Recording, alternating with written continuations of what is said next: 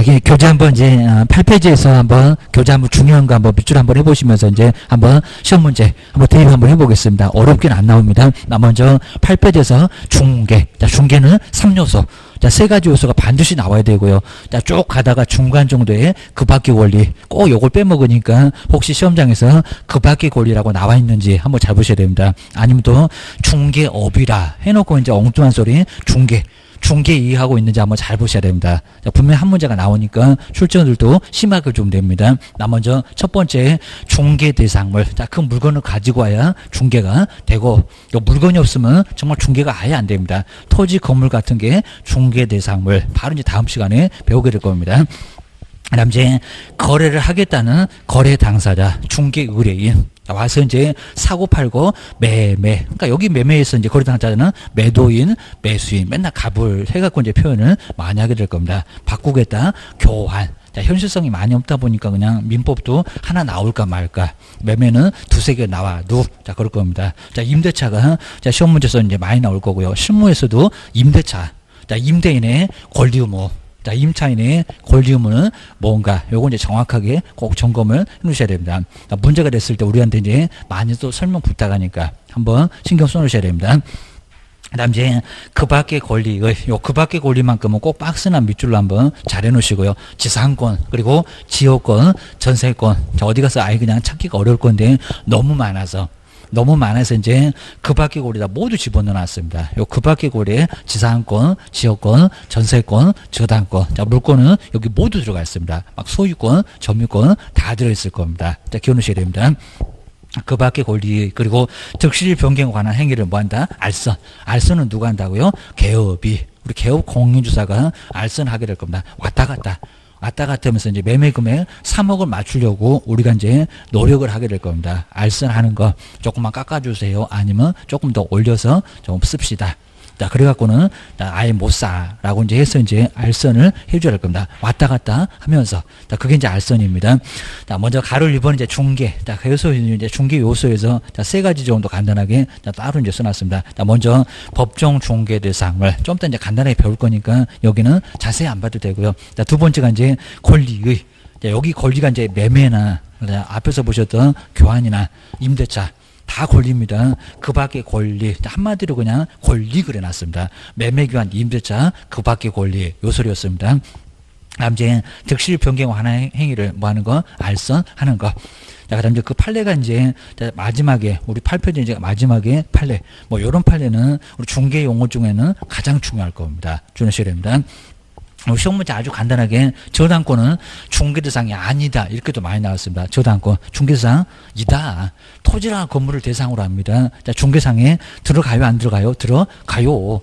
당연히 들어갑니다. 토지나 건물을 대상으로 하는 저당권. 자, 민법에서 이제 저당권은 뭔지 이런 것들은 정확하게 배울 겁니다. 뭐 저기 끝에 가 보니까 금전소비대자의 부수에서 알선했다고 해도 중개대상에 들어간다 안 들어간다? 들어간다. 자, 저당권은 토지나 건물을 대상으로 하니까 토지나 건물은 중개대상물. 그걸 대상으로 하니까 중개상에 들어간다 안 들어간다? 들어간다.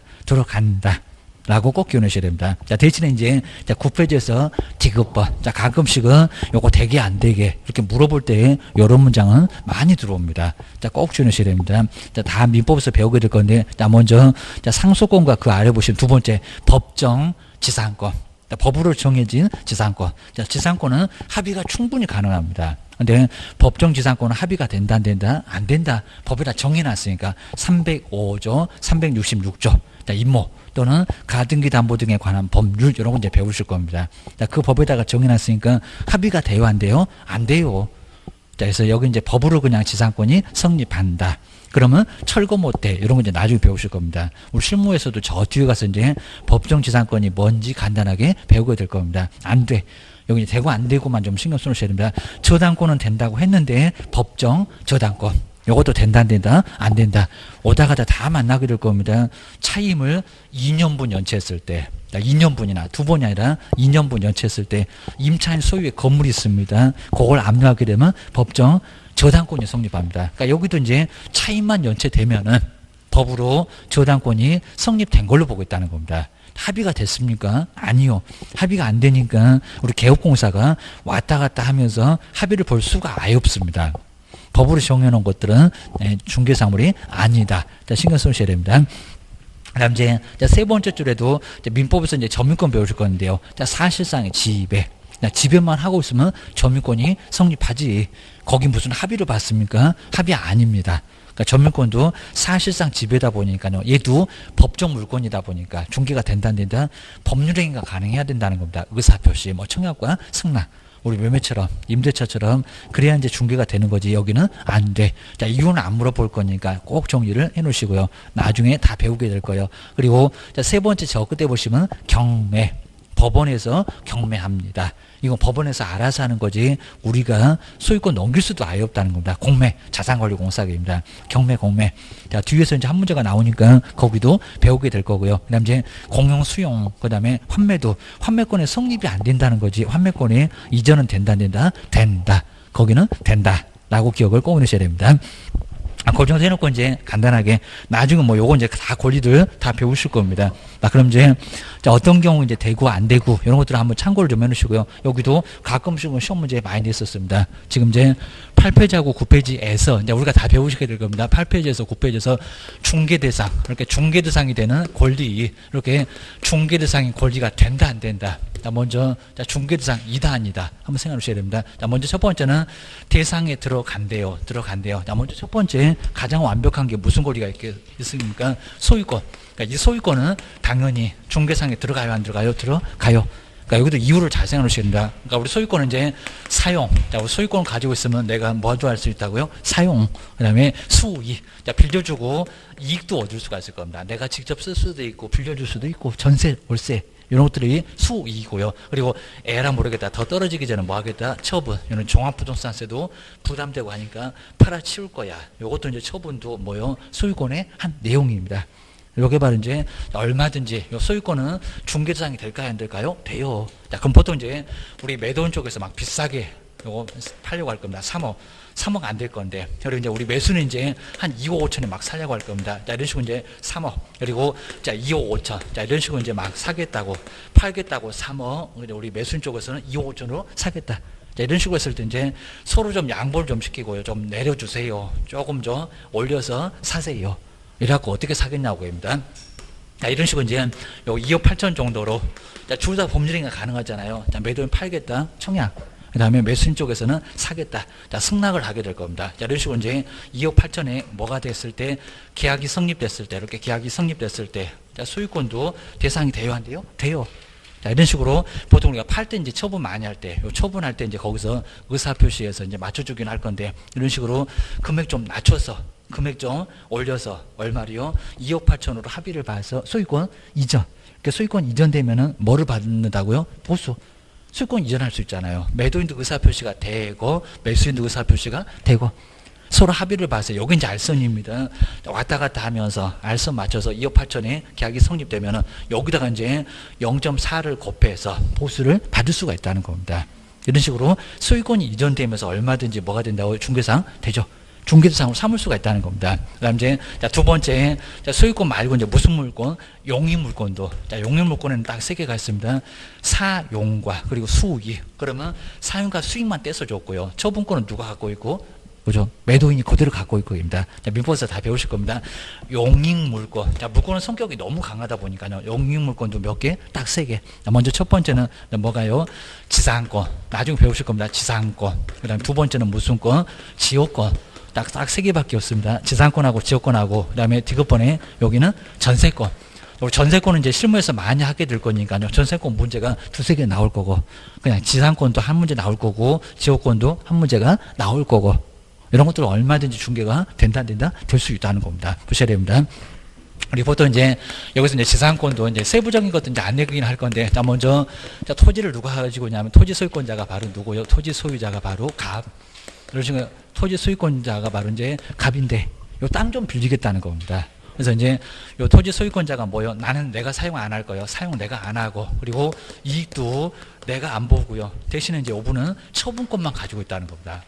우리 지상권이 있지만 거기도 얼마든지 매매할 수 있다는 겁니다. 누가요? 땅을. 누가? 을이. 요 분입니다. 요 을이 이제 지상권. 토지 위에다 권리를 갖고 있잖아요. 지상권. 요 지상권이라는 권리를 갖게 된다는 겁니다. 자, 그러면서 이제 둘 중에서 이제 요 지료를 토지 사용료, 토지의 사용료, 이렇게 사용료 맞출 때 왔다 갔다 하면서 연 얼마로 할 건지, 매월 얼마로 할 건지, 요 지료를 합의를 봐주면 그 금액에다가 보수를 청구할 수가 있게 된다는 겁니다.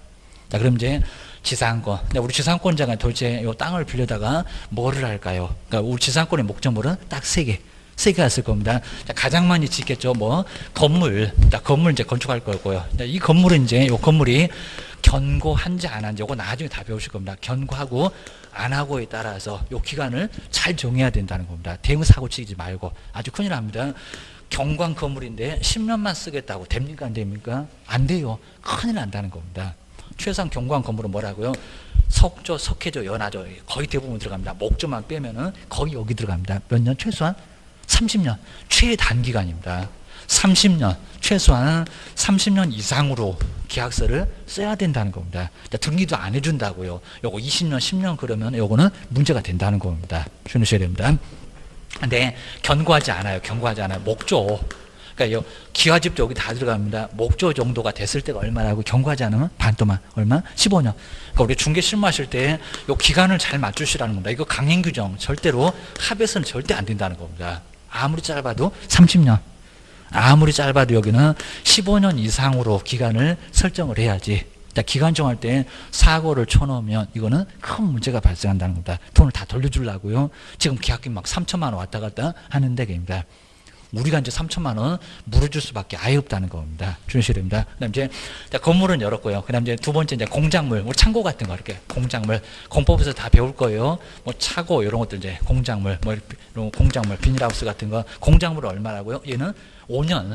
이제 5년 정도, 그러니까 최소한 얘도 5년 이상으로 해야지. 아무리 창고라고 하더라도 5년 이상이지. 요걸 또 3년, 2년 그러면 절대 안 된다는 겁니다. 대형 사고. 합의를 봐도 아예 성립이 하지 않습니다. 그 다음 이제 수목은, 수목도 뭐 경관 수목, 경과하지 않는 수목, 이런 거 안 따집니다. 수목만큼 항상 얼마라고요? 나무도 재배하겠잖아요. 요거는 30년. 무조건. 나무는 어떤 종류가 됐건 30년 이상으로 반드시 성립이 돼야 된다는 겁니다. 안 그러면 문제가 돼요. 문제가 됩니다. 주의하셔야 됩니다. 이런 식으로 해서 이제 요게 지상권에서는 최장기한이라 뭐라고 최단, 가장 짧은 최단 기간을 요건 아예 그냥 강행, 요건 국가가 아예 강행 규정에 강행하겠다고 해서 강행 규정이니까 임의 규정이 아니라는 겁니다. 합의가 된다, 안 된다, 안 된다. 그러니까 이걸 어떻게 합의를 봐가지고 요거 20년만 합시다, 10년만 합시다, 나무 20년만 합시다. 아주 사고 쳤다고 합니다. 이거 큰 문제가 된다는 겁니다. 대형 사고. 문제가 된다는 겁니다. 이거 등기도 안 된다는 겁니다. 등기 자체도 아예 안 되니까 합의 볼 생각은 아예 하지 마시라는 겁니다. 안 돼. 큰 문제가 된다. 주의하셔야 됩니다. 여기도 이제 지료가 있겠죠. 지료 이제 그러면 우리 지상권자는 지료를 꼬박꼬박 잘 내야 된다는 겁니다. 근데 만약에 몇 번인지 아니면 몇 년인지 보셔야 되는데 얼마 정도 지료가 연체가 되면 지상권 토지 소유권자가 소멸 나가라고 건물 싸주고 나가라고 건물 압류에다가 경매도 붙일 수가 있다는 겁니다. 이런 식으로 나가라고 보낼 수도 있다는 겁니다. 얼마 이상이 연체됐을 때 2년분 이상입니다. 어차피 뭐 30년 갈 거니까요. 얼마? 2년분. 매월 받으면 24번. 그러니까 여기도 연체가 됐던 거, 그러니까 이제 나중에 이제 연체가 된 거 내도 연체 수는 계속 센다는 겁니다. 계속 세고 있습니다. 깜빡할 때도 있겠죠. 그래도 세개입니다. 어디 휴가 가가지고 또 안 내면 거기도 연체. 이런 식으로 다 셉니다. 2년분, 이렇게 2년분 이상이 되면은 뭐가 된다고? 지상권은 소멸을, 그러니까 소멸 청구 당해서 조용히 건물 싸들고 나가야 될 일이 발생할 수 있다는 겁니다. 이런 식으로 이제 소멸 청구가 될 거니까요. 요거 밀지 않도록 해야 된다는 겁니다. 여기도 이제 금액으로 보겠죠. 라고 정지를 꼭 하셔야 됩니다. 누가 이제 기간 정하는 거 잘 보시고요. 자, 그다음 이제 30년 정말 됐습니다. 30년 됐을 때. 그러면 이제 건물 소유권자는 을이잖아요. 그러면 갑한테 누구한테요? 건물을 사가라. 마찬가지로 이제 건물 팔아라. 여기 뭐라고 합니까? 매수 청구. 매수 청구라고 얘기 많이 나올 겁니다. 그래서 그러니까 30년 지나고 났을 때 건물 사가세요. 건물 팔아라. 자, 이런 식으로 해가지고 건물을 사올 수도 있다는 겁니다. 자, 정리를 꼭 잘 해주셔야 됩니다. 그다음 이제 구조고 그리고 용도도 아예 안 정했을 때는 딱 15년 정도가 될 거니까요. 기간을 안 정했을 때는 최단 기간입니다. 근데 아예 뭐가 들어갈 건지 이렇게 아예 안 정했을 때는 딱 15년입니다. 건물인지 수목인지 공작물인지 아무것도 안 정했을 때는 뭐라고요? 15년. 그 15년 기간 정도는 반드시 지켜줘야 된다는 겁니다. 안 그런 문제가 돼요.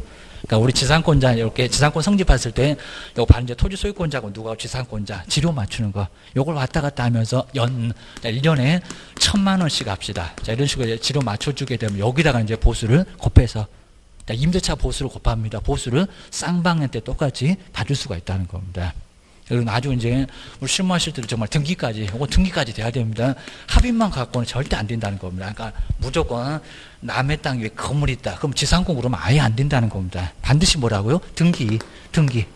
그럼 등기상 증명서 떠들어 보면 여기 이제 지상권자가 누군지, 지상권자 우리라고 나와 있고요. 그리고 기간도 나와 있을 거고, 자 그리고 이제 필수적은 아니래도 지료가 얼마인지도 나와 있을 거고, 그리고 건물인지 공작물인지 이런 게 조목조목 등기상 증명서 떠들어 보면 모두 다 뭐 한다고요? 나와 있다고요. 나와 있습니다. 근데 만약에 형태는 비슷한데요. 형태는 비슷한데 등기가 안 돼 있을 때 이걸 뭐라고 합니까? 임차권. 이건 임차권입니다. 임차권은 정말 불안합니다. 임차권. 그러니까 만약에 토지가 누구한테 팔리면요, 병한테 이렇게 매매가 되면은, 매매는 뭐를 깨뜨린다고 합니까? 매매는 임대차를 깨뜨린다. 그럼 나중에 주인 달라졌다. 그럼 한 10년 쓰기로 했을 건데, 이거 이제 기간이 좀 다릅니다. 그러면 주인이 달라지면 병이 너 나가 그럼 뭐 합니까? 조용히 보따리 싸서 건물 싸들고 나와야 된다는 겁니다. 자, 이게 바로 뭐라고요? 임차권. 예를 들어서 요걸 이제 등기가 안 됐을 때는 형태는 비슷한데 뭐라고요? 임대차. 나중에 매매가 임대차를 깨뜨리니까 조용히 여기는 싸들고 나오셔야 된다는 겁니다. 근데 지상권은 나옵니까? 안 나옵니까? 안 나와. 그리고 이제 매매가 이렇게 성립됐을 때 뭐가요? 관수법상에 뭐가 또 성립합니까? 관수법상에 법정지상권이 성립하면서 여기도 30년이 오래 더 갈 수도 있다는 겁니다. 이런 식으로 이제 등기가 돼 있으니까 아무 문제가 없고요. 그대로 이제 계속 사용 수익을 할 수가 있고, 연체만 안 되면 마찬가지 여기도 이제 관수법상 또 매매가 성립하게 되면 이런 지상권이 없다고 하더라도 매매가 성립했을 때는 관수법으로 지상권이 성립되면서 최단 기간은 똑같이 정해진다는 겁니다. 그거 정리를 잘 하셔야 됩니다. 두 번째가 이제 지역권 전세권은 아니니까요. 지역권 정도만 간단하게 이제 설명을 한번 해보겠습니다. 지역권은 토지와 토지하고 뭐가 토지가 이제 뭐를 편익을, 여기 사람 절대 개입이 안 됩니다. 자, 토지하고 토지가 뭐예요? 편익을, 그러니까 한마디씩 꼭 생각해 놓으셔야 됩니다. 건물 등을 소유, 여기 이제 정말 소유입니다. 지상권자는 건물 등을 소유하는 권리고요. 남의 땅을 빌려다 건물 짓습니다. 지상권자가 건물 아예 소유권을 가지고 있습니다. 네, 지역권은 편익, 토지하고 토지가 편익을 주고받습니다. 맹지니까 그러겠죠. 주의해 주셔야 됩니다. 등기법에서도 이런 거 거의 시험 문제가, 등기 어떻게 하냐고 거기는 시험 문제가 반드시 나오니까 꼭 기억하셔야 됩니다. 여기서 이제 토지 소유권자가 가질 서류, 우리 지상권자가 가질 서류, 이런 것들은 서류를 알아야 등기가 되니까 이것도 설명 못하면 안 된다, 그 소리 합니다. 자, 그럼 이제 토지하고 토지니까 토지가 이제 두 개입니다. 갑의 토지하고 그리고 우리의 토지. 그럼 이제 A 토지하고 이제 B 토지 보실까요? 그러니까 사람이 편익을 받는 게 아니라 뭐가 편익을 받는다고? 땅하고 땅이지 사람은 절대 아니라는 겁니다. 사람 이거 특수지역권입니다. 인용권이라고 따로 있습니다. 주민들이 야산에서 뭐 산짐승이라든지 버섯 캐는 거, 이게 바로 인용권입니다. 인용권. 그러니까 사람 편익 받는 것은 아예 따로 있으니까 지역권하고 완전 다르다는 겁니다. 이건 시험 문제 안 나와. 주시면 됩니다. 지역권이 나옵니다. 그럼 이제 요 이제 B 토지를 한번 잘 볼까요? 자, 여기 이제 뭐 A 토지야. A 토지. 갑의 토지는 도로가 이렇게 있으니까, 여기는 아무 문제가 없을 겁니다. 뭐 하여튼 뭐 이렇게 4m 이상만 접하고 있으면 뭐도 돼요? 건물도 짓는데 아무 문제가 없다는 겁니다. 근데 누구 땅이 문제가 됩니까? 네, 답답하고 아주 복잡한 땅, 바로 B 땅입니다. 그러면 옆에는 또 C가 있으니까 밖에서 이제 아이고 나갈 데가 없습니다. 옆에는 또 D구, 또 그 옆에는 또 여기도 도로도 없습니다. 2구. 이러다 보니까 아예 요 B는 뭐가 됐다고요? 고립이 됐잖아요. 주셔야 됩니다. 이렇게 되면 이제 요 두 개 토지하고 이제 두 개 토지 사이에서 이제 관계인데, 자, 누가 불편합니까? 편익에 누가 필요합니까? 얘는 안 필요합니다. 누구요? 얘가 됩니다. 그럼 이제 우리 B 토지, 요 B 토지를 잘 보셔야 되고요. 자, 그러면 우리 A 토지가 뭐를 좀 대주면요, 요 도로만 이렇게, 여기 이제 도로하고 접하고 있으니까 도로만 만들어 주면 얘도 도로가 확보가 될 수가 있다는 겁니다. 자, 이렇게 확보가 되면 누가요? 요분도 이제 우리 비토지도, 자, 의뢰 토지도 뭐를 지을 수가 있습니까? 건물을 건축도 할 수가 있다는 겁니다. 그래서 이제 이렇게 이제 될 건데, 자, 그럼 이제 두 사람 사이에서 이렇게 합의를 볼 건데요. 자, 하나 땅은 이제 두 개 땅인데, 하나는 승역지고, 요 승역지고 이제 하나 땅은 무슨 땅입니까? 요역지고. 그러니까 처음에 공부하실 때는 승역지, 요역지, 요게 이제 이런 문장 고르실 때 갑자기 헷갈리면서 상당히 좀 골치 많이 아플 겁니다. 근데 승역지, 요역지 이런 거 아예 모르십니다. 토지 둘 다 토지가입니다. 토지가 편익을 받는 거지 사람하고는 전혀 관련 없다고 했습니다. 먼저 지역권 설정을 뒤로부터 가면 편합니다. 승낙을 해주는 토지가 뭐 승역지. 그러니까 요 앞에 토지가 승역지인가 요게 요역지인가 생각해 보셔야 됩니다. 그 다음에 요역지는 지역권 설정이 뭐한 토지 필요하다고, 불편하다고. 그래서 지역권 설정 통로가 좀 필요한 토지가 바로 뭐라고 합니까? 요거는 요역지. 그러면 A 토지가 승역지인가 요역지인가, B 토지가 승역지인가 요역지인가, 오늘 다 잊어버려도 요 정도만큼은 꼭 기억해 놓으셔야 됩니다. 민법도 나올 거고 요건 등기법에서도 자꾸 시험 문제 나왔다는 겁니다. 어느 땅에다 또 등기하냐고. 등기법에서는 그런 것도 시험 문제 나옵니다. 우리가 등기까지 해줘야 된다는 겁니다. 그러니까 여기도 이제 통로만 이렇게 확보가 되고요. 그럼 이제 그건 이제 아예 사용 승낙서입니다. 이런 거는 등기 안 돼 있으면 지역권이라고 아예 안 해요. 입니다. 도로는 있을 겁니다. 아예 다릅니다. 여기 이제 등기까지 모두 돼 있다는 겁니다. 그럼 이제 A 토지가 무슨 토지입니까? 통로 나가라고 뭐 한다고요? 통로를 내준 승낙해주고 있잖아요. 요거 뭐라고? 요게 승역지. 요건 이제 승역지라고 합니다. 승역지. 그리고 정말 엄청 통로가 필요하네요. 불편하네요. 입니다. 요거 맹지 얘기입니다. 사람들이 눈을 못 뜨고 있으면 맹인 그러잖아요. 땅도 아예 도로가 없으면, 요 도로가 이제 눈이나 다름없습니다. 통로가 없으면 다 막혔다고 합니다. 포위됐다고 합니다. 뭐 주의토지 통행법에서도 나올 겁니다. 바로 이제 이런 토지가 통로가 이렇게 필요하다가 무슨 토지라고? 필요하다. 얘가 요역지입니다. 요역지. 그래서 토지가 이제 두 개인데 앞에 거는 승역지가 되고요. 자, 뒤에 거는 뭐가 되고? 요역지가 되고. 자, 요역지가 됩니다. 자, 그래서 이제 두 개 토지 편익인데, 자, 편익인데 꼭 주의하실 게, 아까 반드시 뭐라고 했습니까? 등기를 했을 때, 요거 등기까지 돼야 됩니다. 합의만 아닙니다. 물론 이제 통로 내주면서 요것도 이제 월 100만 원 정도로 합시다. 요것도 이렇게 지료 맞춰주는 겁니다. 얘는 그냥 기간도 필요 없습니다. 뭐 짧게 하거나 길게 하거나, 요건 최단 기간과 관련도 없습니다. 월 100만 원 주기로 아예 합의를 봤을 겁니다. 그래서 이제 합의를 봤을 건데, 등기를 해야 될 건데, 어느 땅에다 등기하냐고 합니다. 우리 시험 문제, 등기법에서는 아주 시험 문제 많이 나왔었다는 겁니다. 자, 두 개 땅에다 다 안 합니다. 자, 승역지 아니면, 자, 요역지. 어느 땅에다가요? 네, 요런 이제 우리 물권에서 요게 제한 물권이라고 합니다. 지역권이나, 아니 또 지상권도 그런데 제한 물권. 그러면 토지도 제한되는 토지. 통로 내주다 보니까 소유권을 좀 제한받는, 이렇게 제한물권이다 보니까 제한되는 토지, 그러니까 신경 써보시면서 이제 정리 안 하시면 어렵습니다. 제한되는 토지, 통로 내주다 보니까 소유권을 좀 제한받는 토지, 그 토지에다가 등기를 신청을 해야 된다는 겁니다. 두 개 다 가는 게 아니라는 겁니다. 하나에다가 신청하게 되면 서류가 들어오니까 한쪽은 촉탁으로 등기합니다.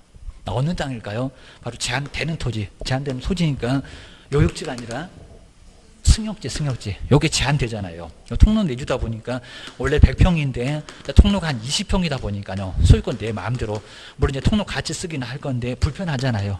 무슨 토지라고요? 제한되는 토지. 제한되는 토지니까 승역지에다가 여기다가 등기를 신청을 해야 된다는 겁니다. 무슨 땅이 아니라 요역지가 아니라. 여기 이제 서류가 여기서 들어오게 되면 나중에 이제 그 요역지만큼은 등기관이 촉탁으로 해서 등기해라. 여긴 촉탁으로 넘어가는 거지. 등기관이 알아서 하는 거지. 신청은 승역지에다가 여기다가 등기를 신청하게 돼 있다는 겁니다. 이런 것도 잘 정리해 놓으셔야 됩니다. 그러면서 이제 우리 지역권에서도 상당히 좀 복잡하게 막 나올 겁니다. 저기 뭐 담보물권에 부종성이 있다네, 수반성이 있다네, 막 이런 소리가 막 나올 겁니다. 그런 것들이 시험 문제가 민법에서는 반드시 꼭 나온다는 겁니다. 모르고 어떻게 할 거냐고 합니다. 그러니까 여기도 이제 권리 의무 관계 잘 정리해 놓으시고요. 자, 등기법에서는 등기를 어디다가 하나. 이런 게 이제 출제가 아주 단골 문제로 나올 수밖에 없다는 겁니다. 알아야 설명을 하지. 이런 소리였습니다. 한번 좀 신경 써놓으시고요. 그 다음 이제, 자, 세 번째가 이제 용의물권 말고 이제 담보물권. 근데 담보물권에는 유치권도 있고, 그 다음 이제 실권도 있을 건데, 담보 물권은, 자, 담보 물권에서는 유치권하고 실권을 그냥 먼저 여기는 좀 빼야 되고요. 저당권. 자, 저당권. 자, 저당권도 토지나 건물을 이렇게 대상으로 합니다. 토지나 건물을 대상으로 하니까 중개를 상물을 다루는 권리니까 여기도 된다, 안 된다? 된다. 그리고 저당권하고 약간 유사할 건데 근저당권. 그래서 이제 요 저당권 친구 담보가등기, 저기 특별한 법에 가면 담보가등기 이런 게 있을 겁니다. 가등기부터 먼저 해놓고 담보 목적이긴 한데 나중에 청산하고 등기까지 넘어가는 거. 소유권자가 아예 가져갈 겁니다. 이런 게 바로 이제 담보가등기 등 이런 권리들은 얼마든지 중개상이 될 수가 있다는 겁니다. 자, 주의하셔야 됩니다. 네, 대신에 이제 중개 대상이 되지 않는 것들, 이렇게 대상이 안 되는 것들 이제 신경 좀 써보셔야 됩니다. 자, 대상이 안 되는 건데, 자, 첫 번째 점유권. 아직은 조금 안 배우시긴 하셨을 건데, 점유권은 이제 그냥 사실상의 지배입니다. 요건 뭐 저법을 아예 안 따진다고 했습니다. 사실상의 지배인데, 자, 물건을 아예 빼앗기도 했었다는 겁니다. 근데 지배를 하고 있다는 겁니다. 지배를 하고 있을 때, 요것도 우리가 왔다 갔다 하면서 점유권을 성립시킵니까? 아니요. 하여튼 남의 물건이 됐건 뭐가 됐건 간에 하여튼 사실상으로 뭐만 하고 있으면요, 지배를 하고 있으면 점유권을 주겠다는 겁니다. 자, 그래 놓고 이제 사회평화 이런 소리가 있습니다. 그래서 사실상의 지배인데 요게 이제 법으로 아예 정해놓은 뭐라고요? 이거 법정 물건 지배만 하고 있으면 점유권을 주겠다는 겁니다. 그래서 법정 물건이다 보니까 법률행위가 돼요, 안 돼요? 왔다 갔다 할 일이 없다는 겁니다. 그냥 지배만 하고 있으면 그거 점유권이야 라고 하다 보니까 여기는 법정 물건으로서 중개가 된다, 안 된다? 안 된다. 중개 자체가 아예 될 수가 아예 없다는 겁니다. 아까 우리 지상권처럼 왔다 갔다 하면서 지로 좀 맞춰라, 전세금 좀 맞춰라, 그리고 자, 월세 여기서 이제 뭐 대출 같은 경우는 이제 변제기는 언제고 이율은 얼마고 위약금 얼마고 이런 거 답이 보잖아요. 왔다 갔다 하면서 합의를 볼 건데 합의를 볼 만한 게 있다, 없다? 없다. 아예 없다는 겁니다. 보셔야 됩니다.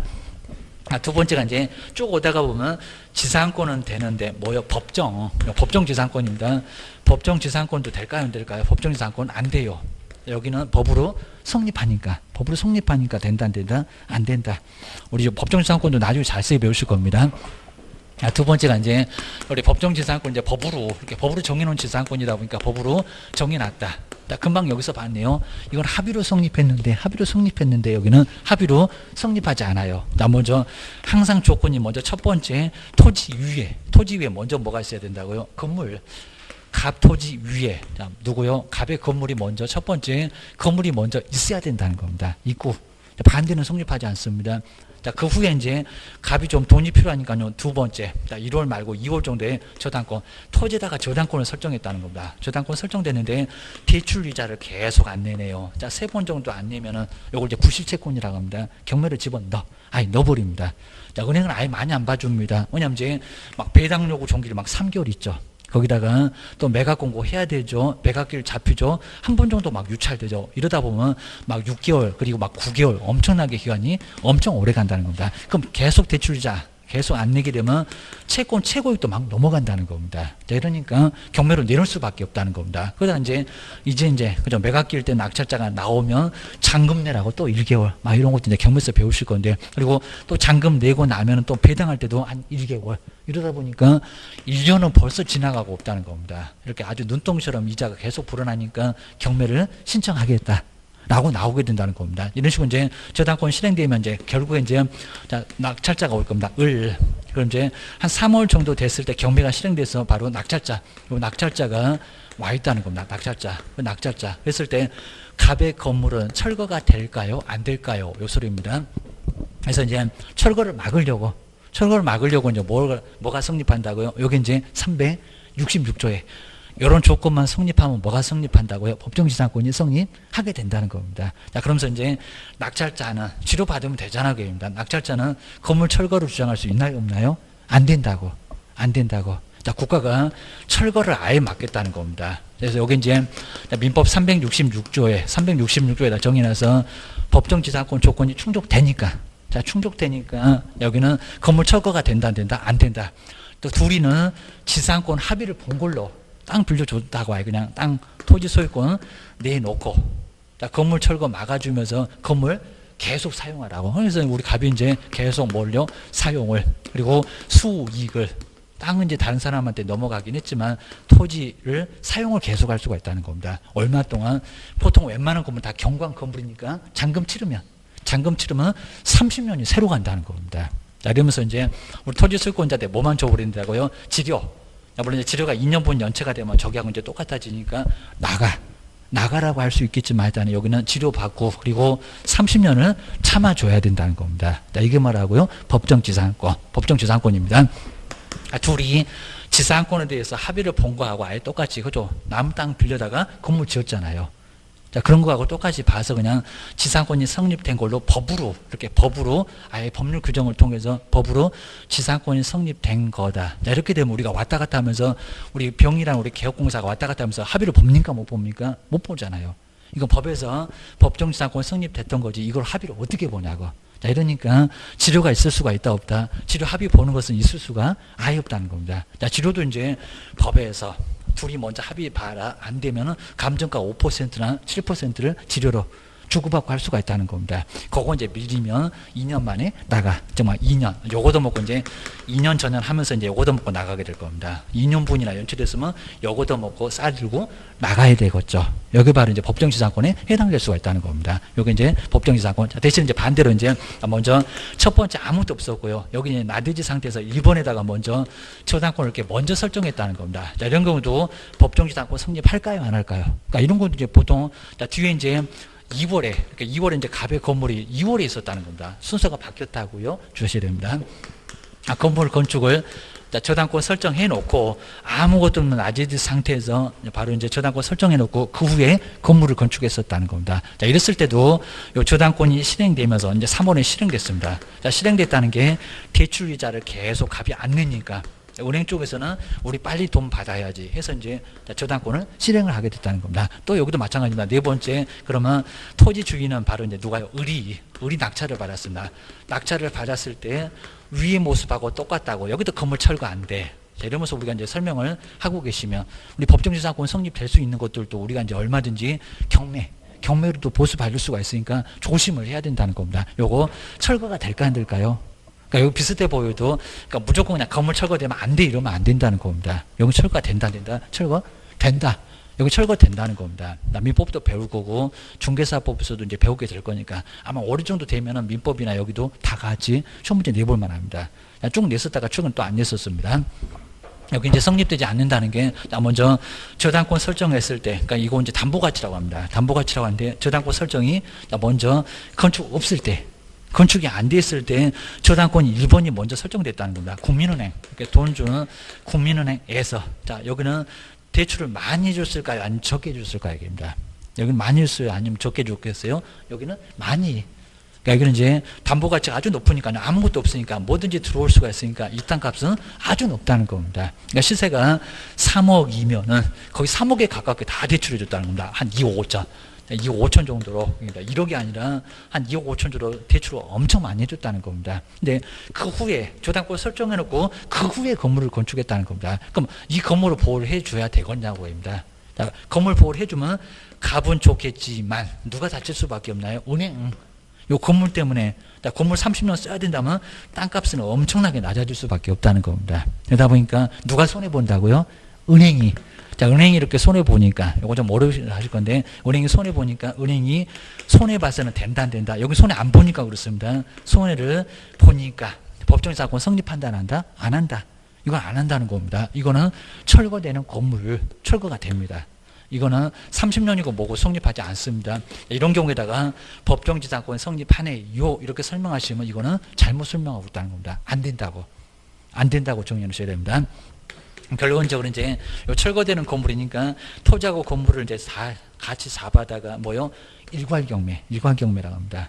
자, 토지하고 건물을 한꺼번에 싸잡아다가 경매 신청할 때 이거 뭐 권리니까 그냥 은행이 알아서 하겠지만 나 그냥 싫어 그러면 철거될 수밖에 없습니다. 바로 요거는 철거되는 건물입니다. 자, 대출부터 먼저 이빠이 받아서 아예 다 빼먹고 건물을 왜 짓냐고. 자, 지어놓고 대출자는 왜 밀려갖고 경매로 나오냐고. 봐줄 이유가 있습니까? 없습니까? 없잖아요. 근데 여기는 이미 건물이 먼저 있었다는 겁니다. 자, 이미 있었으니까 땅값은 높지 않았다. 은행이 대출 많이 안 해줍니다. 많이 안 해주니까 애초에 있던 건물이니까 나중에 경매가 진행돼도 건물 계속 붙여서 쓰게 해도 문제가 돼요, 안 돼요? 안 되잖아요. 은행도 돈 빌려줄 때 이미 건물을 봤으니까 요건 건부지. 건물 붙어있는 땅이니까 땅값은 높지 않았다. 대출 만약 안 해줬다. 법정지사고 인정해줘도 손해 안 본다. 안 본다. 자, 그러니까 법정지사고 여기는 인정이 된다는 겁니다. 앞에 하고 여기 딱 두 개만. 법정지사권이 성립되는 경우 건물 있었다.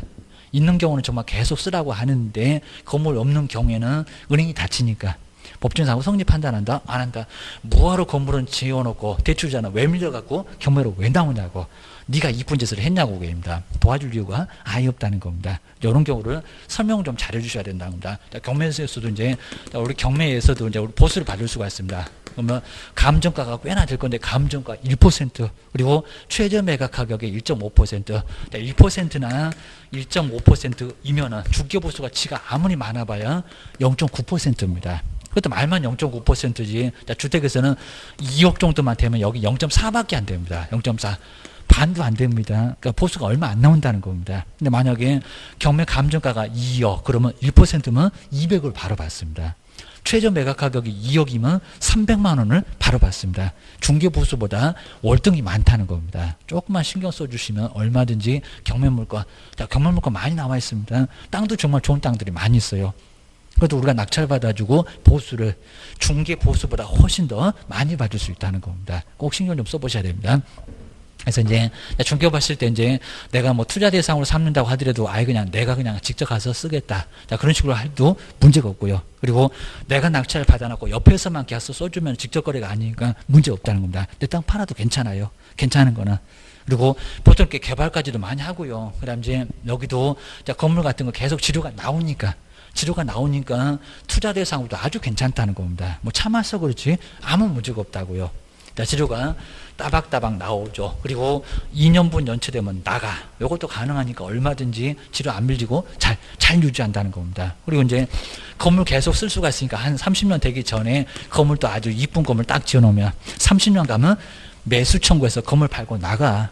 건물값 제대로 나오겠습니까? 그래서 여기도 이제 나가라고 해서 매수 청구해서 보내고 내가 쓸 수도 있다는 겁니다. 이런 것들은 아주 괜찮을 수가 있다는 겁니다. 한번 신경 써놓으셔야 됩니다. 이제 법정지상권 법으로 정해놨으니까 지상권은 되는데 요 지상권은 되는데 법정지상권 된다 안 된다? 안 된다. 그럼 또 하나 있겠네요. 바로 세 번째 저당권도 아까 봤었는데 법정저당권. 법정저당권은 거의 시험 문제 안 나오는데 가끔씩 내릴 때는 있었습니다. 법정저당권도 그러니까 우리 보통 저당권에서는 합의를 볼 건데 은행하고 이렇게 합의를 볼 건데 대출 얼마 해주고 이자는 얼마고 그 다음 위약금 얼마고 이렇게 합의를 볼 건데 법정저당권은 그렇지가 않습니다. 요거 2년분 아까 2년분에 뭐가요? 차임이 아까 이제 우리 지상권에서도 2년분에 이렇게 바로 차임이 연체가 되면 아까 이제 지료라고 했는데 차임이 만약에 연체가 되면은 법으로 저당권이 성립된 걸로 보겠다는 겁니다. 그래서 이제 저당권 성립된 걸로 해서 이제 그 차임을 받아낼 수가 있다는 겁니다. 조심하셔야 된다. 그다음 이제 네 번째가 경매나 이제 그다음에 공매 같은 것은 중개상이 될까 안 될까요? 안 돼요. 이거 법원에서 알아서 팔겠다고. 지금도 아마 우리 근처 아마 대전에서는 아마 거의 상당히 좀 많은 사람들 왔다 갔다 할 건데 경매 과정은 알아서 법원에서 매각 절차로 그다음 잔금 치르면 소유권 법률 규정으로 넘어갑니다. 우리가 왔다 갔다 해서 권리를 넘길 수가 있나요, 없나요? 합의가 아예 안 됩니다. 그리고 요거 이제 자산관리공사, 옛날에 성업공사라고 했습니다. 자산관리공사에서 이거 인터넷으로 이제 입찰을 합니다. 공사를 통해서 바로 공매로 바로 소유권을 취득하는 거. 이것도 우리 개업공사가 낄 수가 아예 없다는 겁니다. 다섯 번째 상속도. 요 상속도 소유권이 넘어갑니다. 아버지가 사망하니까 아들한테, 아버지가 사망하니까 부인한테 이렇게 상속될 건데 요거는 법률 규정입니다. 하여튼 무슨 법률 이런 것들 나오면 법률 규정으로 소유권이 넘어가는 거 이건 나중에 다 배우십니다. 187조 하면서 배우실 겁니다. 이런 것들 중개가 된다 안 된다? 안 된다. 그 다음에 증여도 된다 안 된다? 증여는 무상. 증여는 무상이다 보니까 이 무상을 줘버리면 되니까요. 중개할 필요가 있다 없다? 없다. 중개사무소 오지도 않습니다. 오지도 않다 보니까 증여는 중개대상으로 삼지 않습니다. 이게 이제 거민, 부동산 거래신고도 안 하고 시군구청에 가서 증여계약서, 이거 등기법에서도 나올 겁니다. 증여계약서 가지고 가가지고 뭐 거민과가 따로 있습니다. 거기다 이제 증여자 누구고 수증자 받는 사람 누구고 해가지고 서로 그냥 합의 보서 너 가져 이랬던 거니까 중개사무소 와요 안 와요? 안 와요. 올 이유가 없다는 겁니다.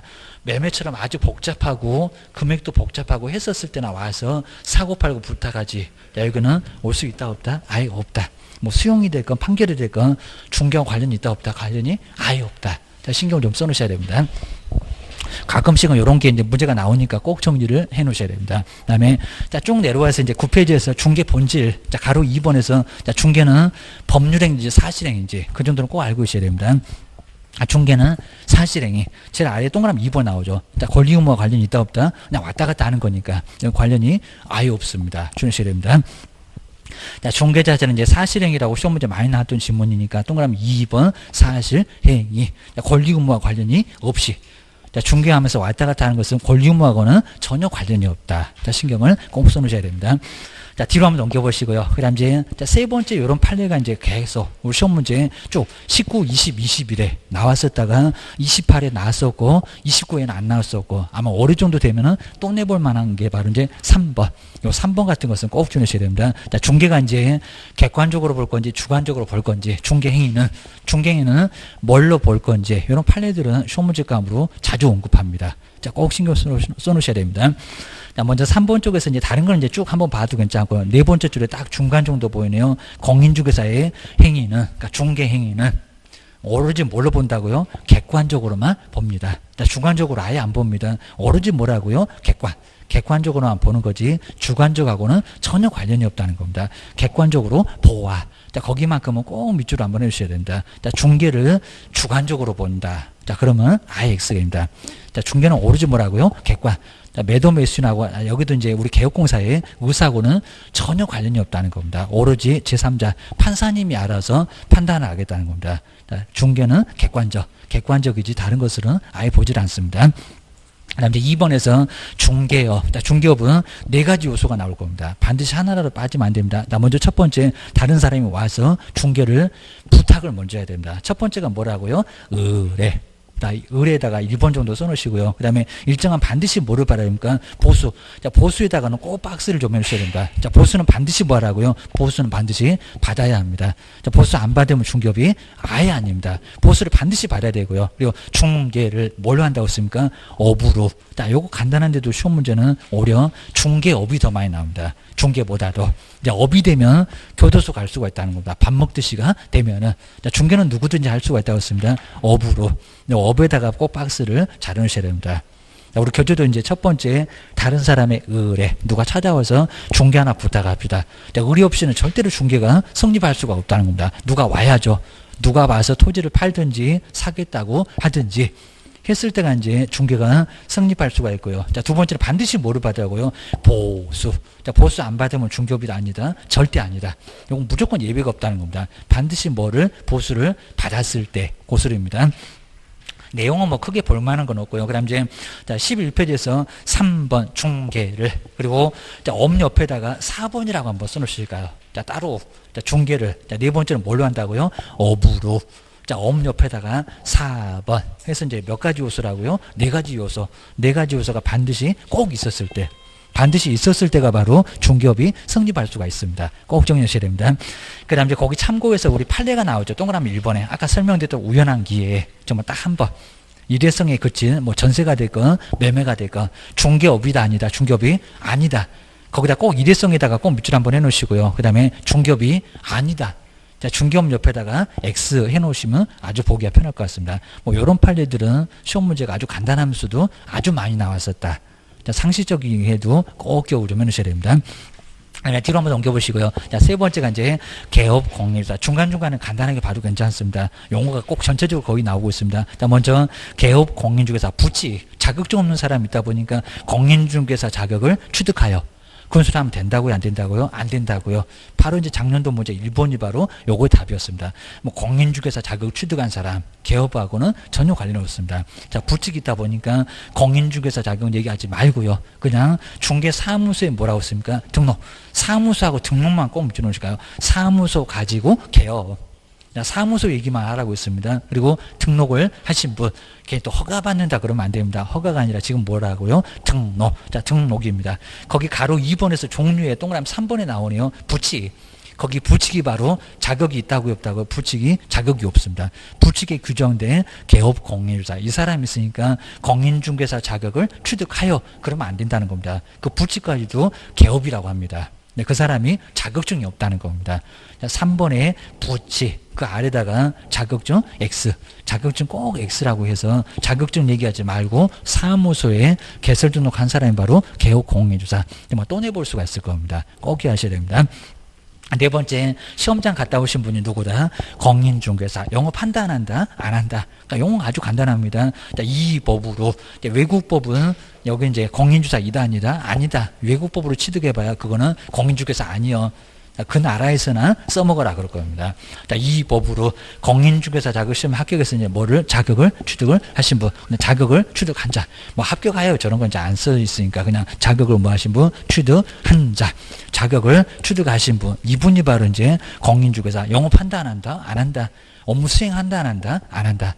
보조도 한다, 안 한다, 안 한다. 아무것도 안 한다. 자격증 따놓고 장롱 속에다가 고이 매셔놨다. 기억하셔야 됩니다. 장롱면허라고 생각하셔야 됩니다. 다섯 번째가 소속 공인중개사. 그리고 옆에 보시면 이제 개업 공인주사한테 뭐 한다고요? 소속대. 그리고 공인중개사. 이제 가로가 시험 문제 나온다고 했습니다. 법인에.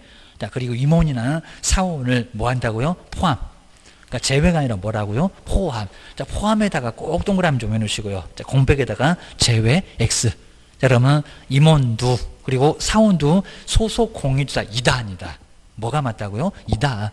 네, 응용해서 이다 아니다 이렇게 내고 있습니다. 아니다. 왜 틀렸냐고 자꾸 나왔습니다. 아니다가 아니라 이다. 임원 사원도 소속 공인중개사 이다. 꼭 이다라고 기억하셔야 됩니다. 포함되니까 다 이다. 이다라고 생각해 놓으셔야 됩니다. 중점으로 뭐도 하고요? 수행도 하고. 수행에다가 꼭 밑줄 한번 해놓으실까요? 확인설명서 거르기 와서 작성. 사장님 못 써도 괜찮습니다. 그냥 사장님은 그냥 밖에 나가서 돌아다녀도 아무 문제가 없다는 겁니다. 소속이 모두 할 수가 있습니다. 거르기 와서 작성, 확인설명서 작성.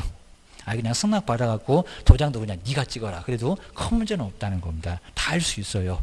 종류를 하셔야 됩니다. 그러니까 월급도 많고 쪼개입니다. 중개보존 대봐봐 커피 타고 청소밖에 못합니다. 조심해야 됩니다.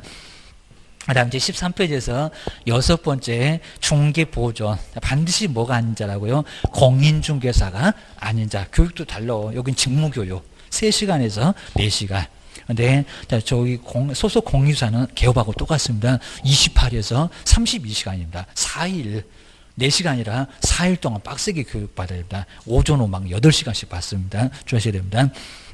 그래서 이제 여기는 공인중개사가 아닌 자로서, 그 다음에 소속하고 똑같은 문장이 나왔죠. 그러니까 반드시 공인중개사 아닌 자로서, 여기는 꼭 박스에 넣으시고, 이 문장은 빠지면 절대 안 된다는 겁니다. 그 다음에 개업 공인중개사한테 소속하여, 그 다음에 중개사물에 대한 뭐요? 현장 안내. 맨날 운전만 하니까 현장 안내. 네가 하는 일 이거라고 아예 딱 써놨습니다. 그리고 일반 서무도 개업공사 업무를 뭐 한다고요? 단순하게 보조하는 자. 보조에다가 꼭 동그라미 넣으셔야 된다. 수행한다 못한다? 못한다. 하면은 뭐라고요? 3학년 3반. 큰 문제가 된다는 겁니다. 이 정도로 이제 중개 보조는 뭐만 한다고요? 보조만 하는 사람. 보조만 하는 사람이니까 여기는 보조 외에는 할 수가 아예 없다는 겁니다. 자, 신경 써 놓으셔야 됩니다. 그 다음 이제 거기 이제 문제가, 이 용어가 조금 어렵게 나왔을 때, 우리 작년도 문제보다 조금 더 어려울 정도로 문제가 바로 여기는 용어가 나와 있습니다. 그래서 여기 이제 28회 정도 문제인데 한번 용어인데 옳은 것은 뭐냐요? 조금 처음 해보시면 많지 않을 겁니다. 먼저 1번. 이 문장은 자꾸 나왔었다는 겁니다. 공인중개사에는 외국법에 따라서 저기 공인중개사 좀 보세요. 4번에 이 법인가 저 법인가? 뭐 무슨 법이라고요? 외국법이 아니라 무슨 법? 이 법 그래야 됩니다. 아니면 공인중개사법. 벌써 여기서 외국법에 따라서 여기가 잘못됐다는 겁니다. 공인중개사 자격을 취득한 자도 포함된다고요? 포함된다 안 된다? 안 된다. 우리는 국제법이 아니라고 저 앞에서 배웠구만. 그래서 여기는 외국법에 따라서는 취득한 사람은 공인사가 아닙니다. 포함이 아니라 제외돼야 됩니다. 이런 문제 아주 애매했을 건데 여기는 X 주하셔야 됩니다. 2번 보실까요?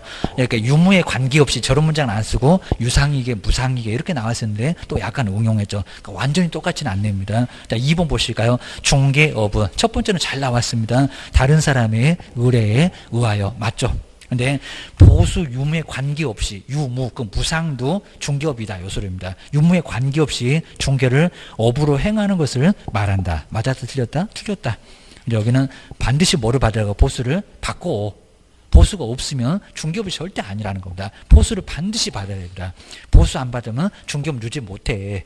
꼭 주의하셔야 됩니다. 보수 유무에 관계없이 여기가 X. 좀 까탈스럽게 나온 형태입니다. 난이도는 A급입니다. 자, 그다음 세 번째, 개업공사의 법인의 사원으로서 여기 잘 보시니까 이제 중개업무를 수행하는 소속 공인중개사는 중개업무를 수행하는 법인의 사원 그랬잖아요. 아까 가로 사원으로서 업무를 수행하는 소속 공인중개사는 근데 공인중개사는 소속 공인사가 아니다 그랬네요. 아니다. 아니다가 맞을까요? 이다가 맞을까요? 이다. 그러니까 그 포함이나 제외를 응용해서 시험 문제 내고 있다는 겁니다. 요즘은 이런 형태로 내고 있습니다. 이다 그래야 됩니다. 포함하니까 소속 공인중개사 이다. 이 3번 정도 와가지고 여기서 많이 틀렸습니다. 3번 X 이다 그래야 됩니다. 옳은 거 지금 찾으니까요. 그 다음에 4번 중개보조는 또 허전하죠.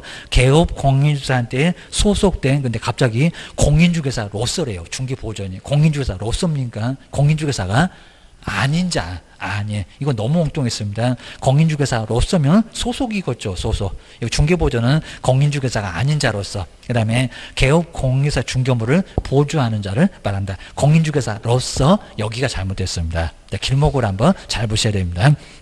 또 응용해서 반드시 나오고요. 그 다음 이제 5번. 자, 이런 문장이 작년도에는 안 나왔으니까 이제 올해는 또 나와볼 만해. 바로 아까 보셨던 판례. 개업공사행위가 이제 손해배상 책임을 발생시키던 중개행위에 해당되는지 여부는 객관적으로 보아. 그러니까 여기다 이제 주관적으로 보아. 이렇게도 시험 문제 내본 적이 있었습니다. 자, 계속 그렇게 틀리게 냈었다가 맞게 나왔죠. 객관적으로 보아. 맞잖아요. 사회통념상 거리 알선이나 뭐 뒤에 문장 뭐 중요한 건 없습니다. 객관적. 검장 중요합니다. 자, 행위라고 인정되는지 여부에 따라서 뭐 한다고요? 판단. 오로지 뭘로 판단한다고요? 객관. 객관으로만 판단을 하게 돼 있다는 겁니다. 이런 문장이 바로 이제 또 틀리게도 나올 수가 있고 맞게도 나올 수가 있고. 그래서 5번이 바로 답이었습니다. 나머지는 왜 틀렸을까? 조금 어려우실 건데 한번 잘 정리를 해놓으시면 좋을 것 같습니다. 자, 다음 시간에 이제 중개사물은 뭐 더 중요하니까 다음 시간에 또 한번 간단하게 정리 한번 해보겠습니다. 조금만 쉬었다가 다음 시간에 마무리 한번 해보겠습니다.